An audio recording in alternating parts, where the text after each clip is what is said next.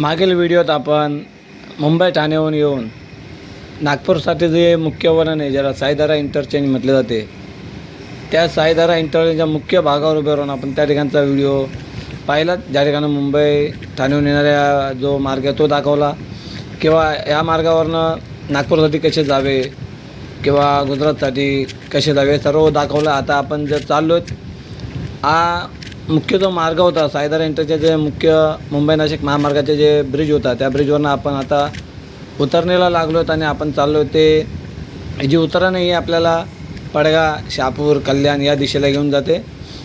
कल्याणसाठी असे की जेव्हा तलवलीवरनं आपण आमनेगाव, पिसे, त्यानंतर बापगाव हे सर्व करत आपण जेव्हा आधारवाडी वगैरे निघतो, त्याकरता जो वळण राहणार आहे ते त्या वळणावर आता आपण प्रवास करीत आहोत.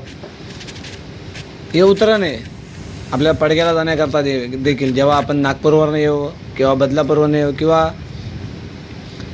गुजरात, दिल्लीवरनं येऊ, त्यावेळेस आपल्याला जर पडग्याला जायचं असेल, कल्याणला जायचं असेल, तर या मार्गाने उतरावं लागेल. ज्या मार्गाने आता मी उतरलेलो आहोत. आणि एक्झॅक्टली जो आपला ब्रिज होता, जो पूल ज्या मध्यभागीवर उभे राहून आपण अगोदरचा व्हिडिओ केला, तो ब्रिज तुम्ही पाहू शकता.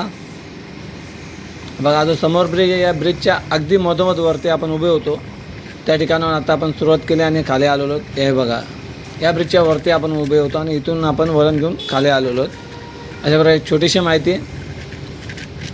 साईदारा इंटरचेंज, समृद्धी महामार्गाचे मुख्य वळण, आणि बाजूला जे तुम्हाला एक रस्ता दिसत उंच चढण, ती आपण कल्याणहून येऊन नागपूरच्या दिशेने जाण्याकरता किंवा दिल्ली, गुजरातच्या दिशेने जाण्याकरता आहे. व्हिडिओ आवडल्यास लाईक करावे, चॅनलवर पहिल्यांदा आले असल्यास सबस्क्राईब करावे. सतत नवीन नवीन रोड अपडेट्स भेटूया आता पुढच्या नवीन अपडेटपर्यंत. तोपर्यंत जय हिंद, जय महाराष्ट्र.